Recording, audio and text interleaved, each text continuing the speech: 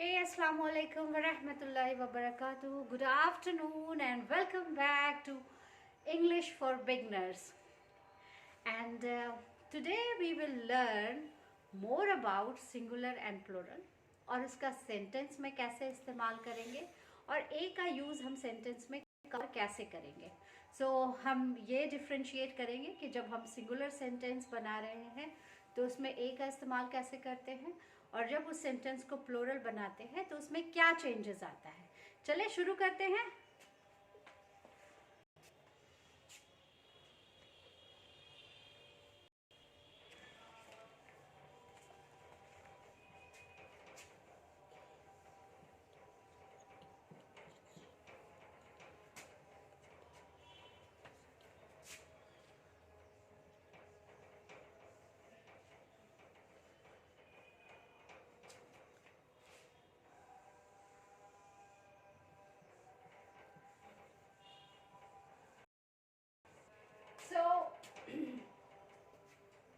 ये हमारा singular subject है. आपको याद होगा शी.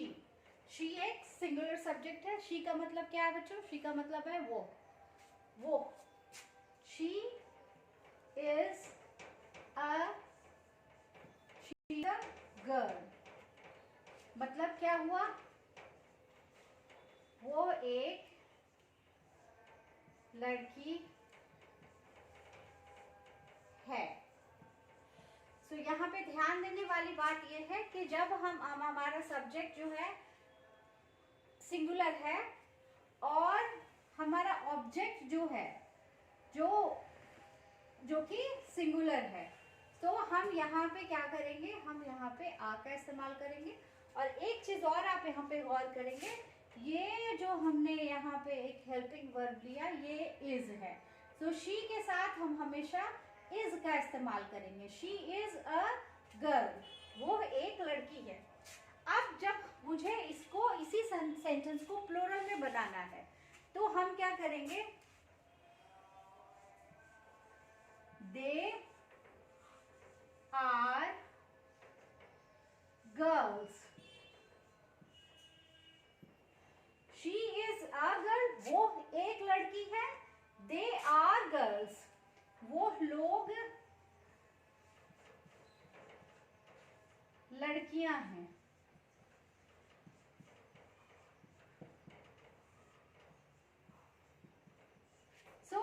दे क्या है? एक प्लूरल सब्जेक्ट है और प्लूरल सब्जेक्ट के साथ जो हमने हेल्पिंग वर्ब यूज किया वो प्लूरल यूज किया.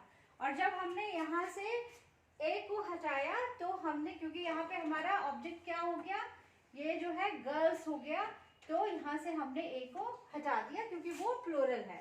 आपने कई जगह ये भी लिखा देखा होगा, these are girls.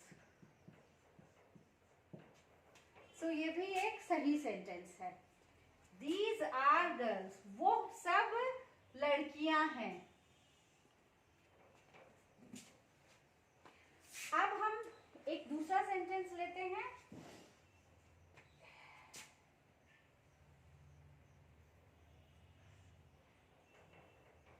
He eats mango. आपको याद होगा हमने फर्स्ट जो क्लास लिया था उसमें हमने ये बात की थी कि सेकेंड क्लास में हमने ये बात की थी कि ही के साथ हमेशा, और हमने वर्ब यूज किया था. हमने वर्ब सीखा था 5 वर्ब जिसमें ईट एक वर्ब था. तो ही के साथ क्या लगेगा? ईट्स लगेगा. He eats. ये ई का ही फॉर्म है, लेकिन जब हम इसको सिंगुलर सब्जेक्ट के साथ लगाएंगे तो इसमें एस या ईएस लगा होगा. और हमने एक नई चीज इसमें ऐड की जो कि हमारा ऑब्जेक्ट है. He eats mango. ऑब्जेक्ट है जिसपे काम का असर पड़ रहा है. वो आम खाता है. कौन आम खाता है और कौन क्या खाता है? तो वो आम खाता है. अब यहाँ पे एक चीज हम लगा सकते हैं, ही ईट्स अ मैंगो. वो एक आम खाता है, यानी कि उसकी आदत क्या है? एक आम खाने की आदत है. वो एक आम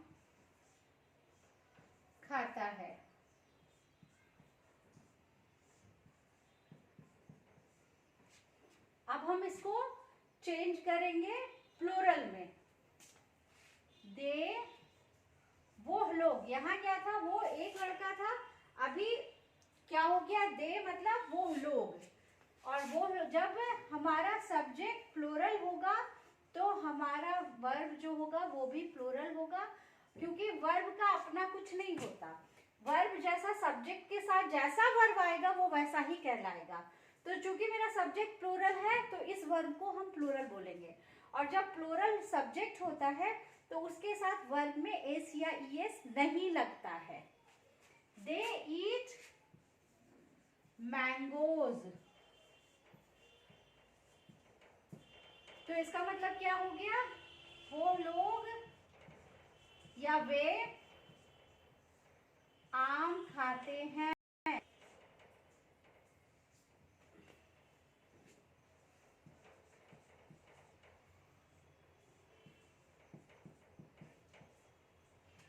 और आम मतलब यहाँ पे बहुत सारे आम खाते हैं, वो लोग बहुत सारे आम खाते हैं, क्योंकि यहाँ पे मैंगोज है, वो लोग आम खाते हैं। तो ये मैंने आपको जो है डिफरेंस बताया सिंगुलर और प्लूरल में। इसके साथ साथ आज मैं आपको एक होमवर्क भी दे रही हूँ कि सिंगुलर से प्लूरल में कैसे कुछ वर्ड्स को हम चेंज करते हैं। तो हम बहुत बेसिक वर्ड से शुरू करेंगे, ये मैं आपको याद करने के लिए दे रही हूँ ताकि आप इसको अच्छे से याद कर लें।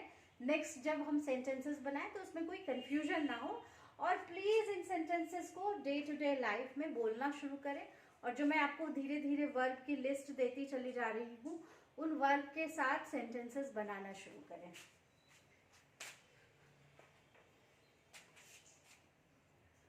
तो हम वैसे वाले सिंगुलर प्लूरल वर्ड्स डिस्कस करेंगे जो हम रोजमर्रा की जिंदगी में यूज करते हैं।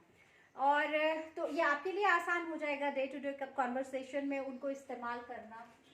तो जैसे सिंगुलर वर्ड है बेड, तो ये हो गया बेड्स। सिंगुलर वर्ड है फूड, ये हो गया फूड्स। और इसको देखिए बनाना बहुत आसान है, इसमें सिर्फ और सिर्फ हम एस लगा के इसका प्लूरल बना रहे हैं। बुक, तो ये हो गया बुक्स। प्लांट, तो ये हो गया प्लांट्स। वर्ड, तो ये हो गया वर्ड्स। अब मैं इसका हिंदी भी लिख देती हूँ। बेड क्या हो गया, बिस्तर। बहुत कॉमन वर्ड है, ज्यादातर लोग बेड ही बोलते हैं। फूड हो गया खाना, बुक हो गया किताब, प्लांट हो गया पौधा, वर्ड हो गया शब्द। तो उसी तरह से बिस्तर, बेड्स हो गया बिस्तर या बिस्तर। फूड हो गया, फूड से फूड्स हो गया, कई तरह के खाने के लिए हम फूड बोलते हैं। किताब से किताबें, पौधा से पौधे, और शब्द से शब्द, शब्दें, या फिर बहुत सारे शब्द जो हम बोलते हैं शब्द।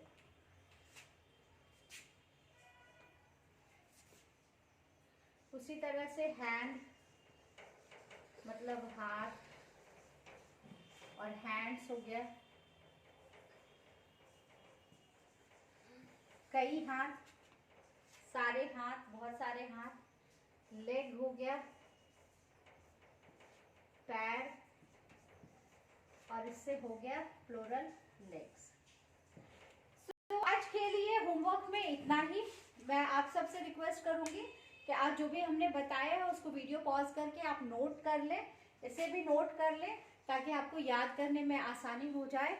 नेक्स्ट सेशन इंशाल्लाह मैं पूरी कोशिश करूंगी कि मैं कल अपलोड कर दूं, तो फिर हम आगे बढ़ेंगे। इसी तरह के वीडियोस के लिए आप चैनल को लाइक करें, शेयर करें, सब्सक्राइब करें, बेल आइकन को दबाएं ताकि कुछ भी मैं नया अपलोड करूं तो आपको तुरंत नोटिफिकेशन मिल जाए। और बने रहें हमारे साथ। इसी तरह के नए नए वीडियोस के लिए thank you so much for watching.